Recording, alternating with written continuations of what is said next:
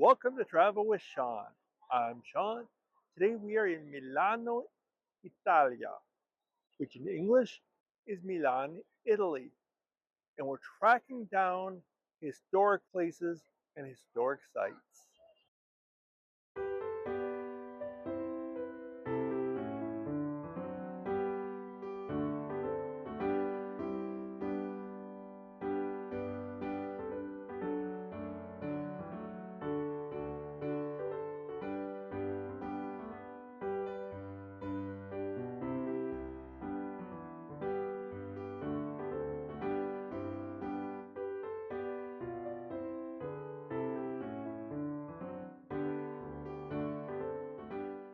Cathedral Square started in 1330 when it was ordered that the pubs encircling two specific churches be demolished to create a market square.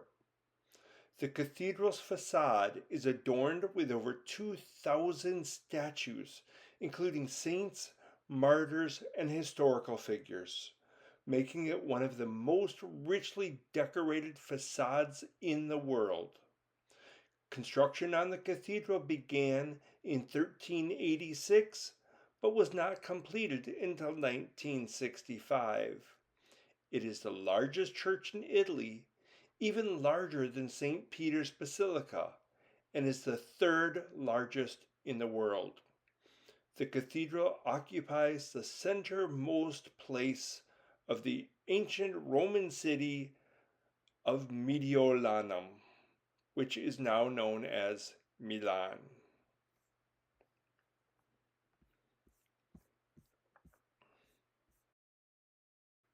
To the left of the cathedral is Gran Galleria Vittorio Emanuele II, Italy's oldest active shopping mall. It is one of the oldest in the world. Built between 1865 and 1877, it connects the Cathedral Square with the Opera House called La Scala. The Galleria is named after Vittorio Emanuele II, the first king of unified Italy, symbolizing the country's unification and progress. Since its opening, it has been a popular meeting place for locals and tourists, often referred to as Milan's living room. The Galleria houses luxury brands, high-end boutiques, renowned restaurants and cafes, making it a prime destination for shopping and dining. The central octagonal space is topped with an iron and glass dome and often hosts events, exhibitions, and cultural activities, contributing to the vibrant atmosphere of the Galleria.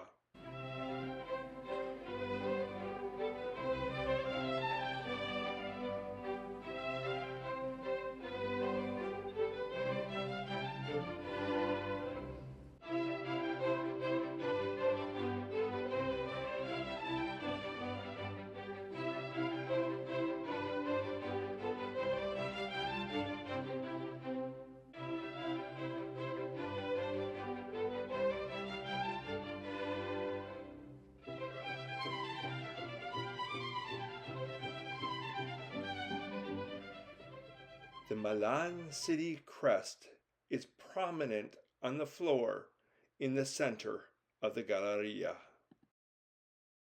La Scala is Milan's opera house. It is so named because it was built on the former location of the church Santa Maria delle Scala. For over 100 years, this theater hosted ballet, opera, gambling, horse trading, even stock trading, many times all at once. Milan was founded by Celts in about 590 BC and conquered by the Romans in 222 BC. The Duchy of Milan was an independent country for almost 100 years, from the end of the 14th century until it was absorbed into the Holy Roman Empire at the end of the 15th century, and it became part of the Kingdom of Italy in 1861.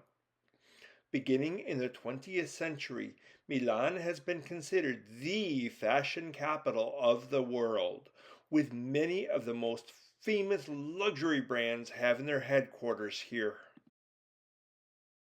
Palazzo dei Giureconsulti, or the Palace of the Jurisconsultants in English, is located in the exterior part of the Piazza dei Mercanti.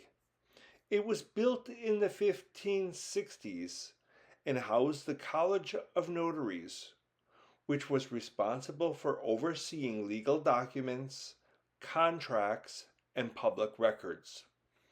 It continues to be an important venue for cultural and business activities in Milan. Its clock tower used to mark Milan's business hours. Located in Piazza dei Mercanti, or Merchant Square in English, this well was built in 1583. Piazza dei Mercanti is the historic center of Milan and served as the main square or market square for centuries. So these buildings were among the most important in Milan. This red brick building is Palazzo della Ragione, Milan's Palace of Justice, and it was built in 1233. Loggia degli Ossi was built in 1321 by Matteo Visconti as a venue for public announcements and legal proceedings, from which the city heralds would read out decrees and legal judgments.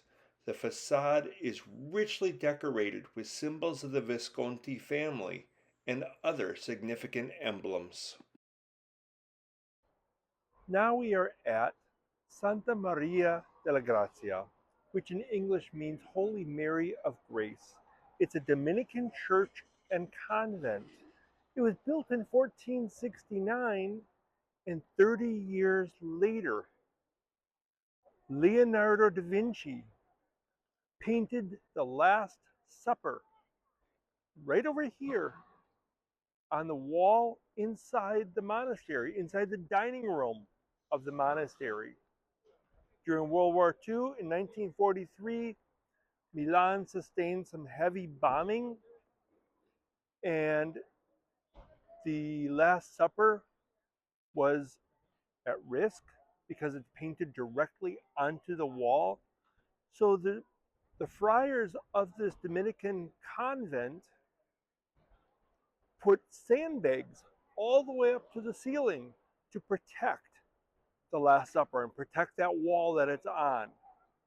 Thankfully, their efforts proved successful, and it's visible by people today. But you gotta book very, very early. They sell out 5 to 8 weeks in advance. Santa Maria della Grazia is an UNESCO World Heritage Site. It was completed in 1469, and from 1490, the Duke of Milan, Ludovico Sforza, focused his attention on this church, calling the greatest artist to his court, as he decided to make it his family's mausoleum. A lot of the work he planned was never completed because of his depression brought on by the sudden death of his wife in 1497 and the end of his reign in 1499. In the late 18th century, when Napoleon closed many religious organizations, the friars left the convent, which then became a barracks and a military warehouse. The friars returned in 1905. Aerial bombings in August 1943 caused substantial damage to the convent. But like I said, the efforts of the convent's friars protected the Last Supper and succeeded in saving it.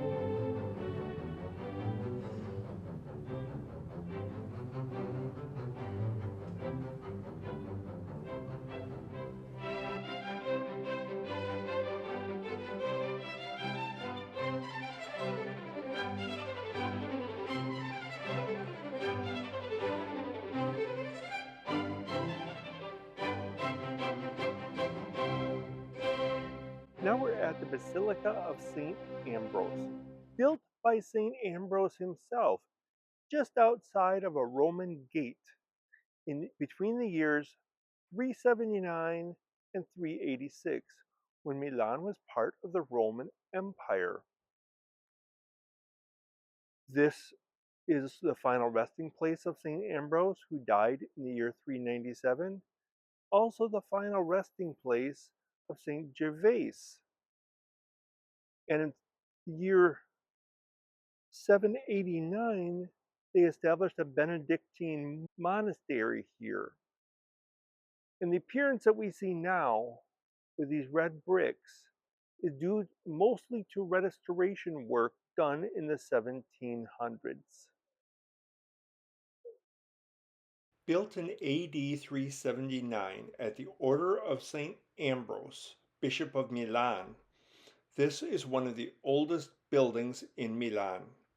It was originally named Basilica Martyrum because it was built on the site of a cemetery where numerous martyrs of the Roman persecutions had been buried. The large atrium outside of the basilica was designed and built in the 11th century. The church has two towers. The shorter of the two is the Monk's Tower, built in the 9th century for the monks to call the faithful to the monks' mass. Construction began on the taller of the two in 1144, and it was not completed until 1889. The ancient stone caskets, or sarcophagi, located in the atrium date back to the 4th and 5th centuries AD.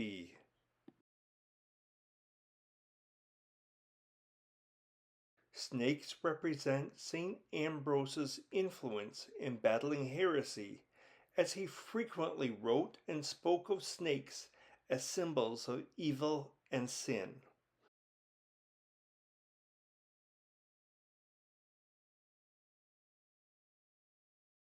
There are other symbols of his role as a protector against evil located throughout this church.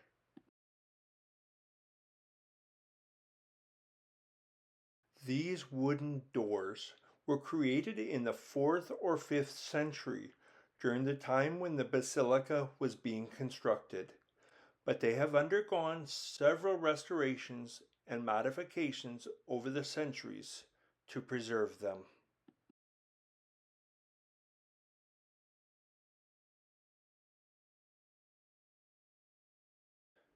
This is a 16th century painting of St. Ambrose in Thessalonica, which is in Greece, during the year 319. The crypt was built in the second half of the 10th century and significantly remodeled in the 18th and 19th centuries. These are the remains of Saints Ambrose and Gervase. St. Ambrose's skeleton is in white, while that of St. Gervase is in red.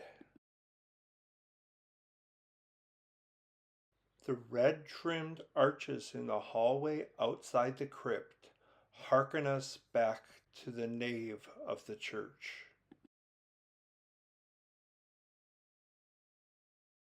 This sarcophagus dates back to the late 4th or early 5th century, a time when Milan was a significant center of the Western Roman Empire. It is often attributed to a Roman general named Stilicho due to its grandeur and the fact that it was discovered in Milan, where Stilicho spent a considerable amount of time during that period. However, no definitive evidence has yet been discovered to confirm this attribution.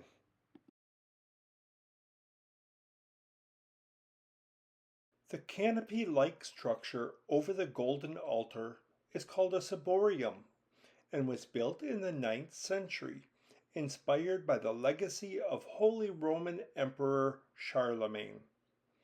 The golden altar was also created in the ninth century, made of wood and plated with gold and silver, intricately decorated with scenes from the lives of Jesus, his mother Mary, and Saint Ambrose.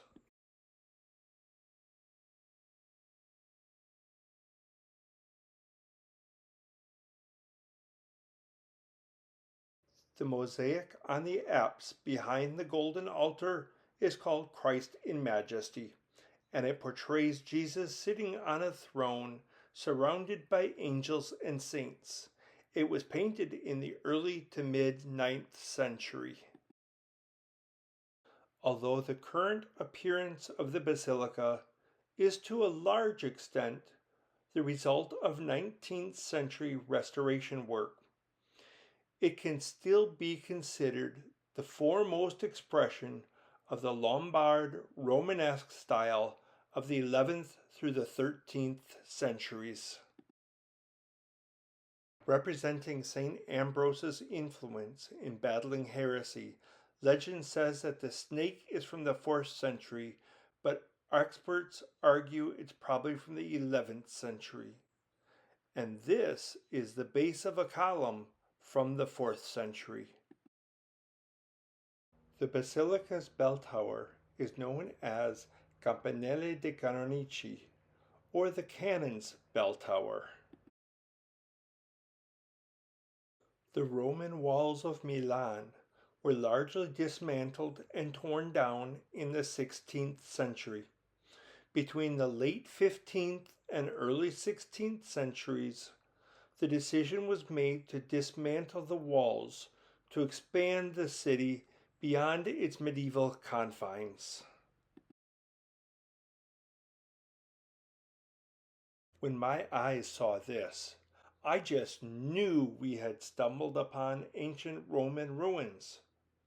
In reality, though, we discovered Giardino Aristide Calderini, a green space constructed in 1951 and named in honor of Calderini's contributions to archaeology and art history, particularly in the field of Etruscan studies.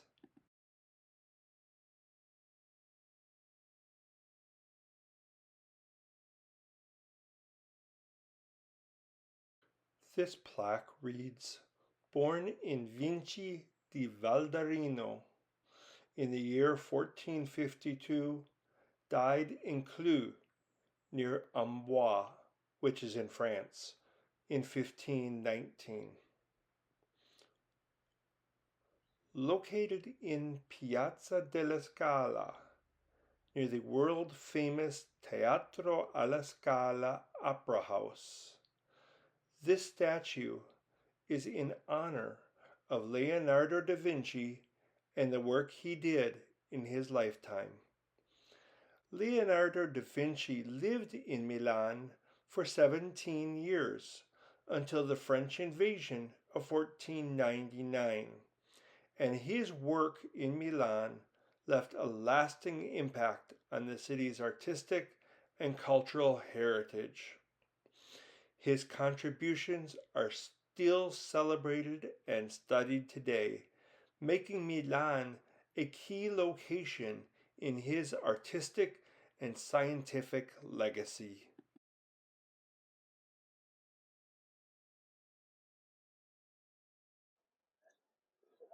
Thank you for watching. Thank you for traveling along with me. As always, I appreciate your support. Until next time, ciao, arrivederci, bye bye.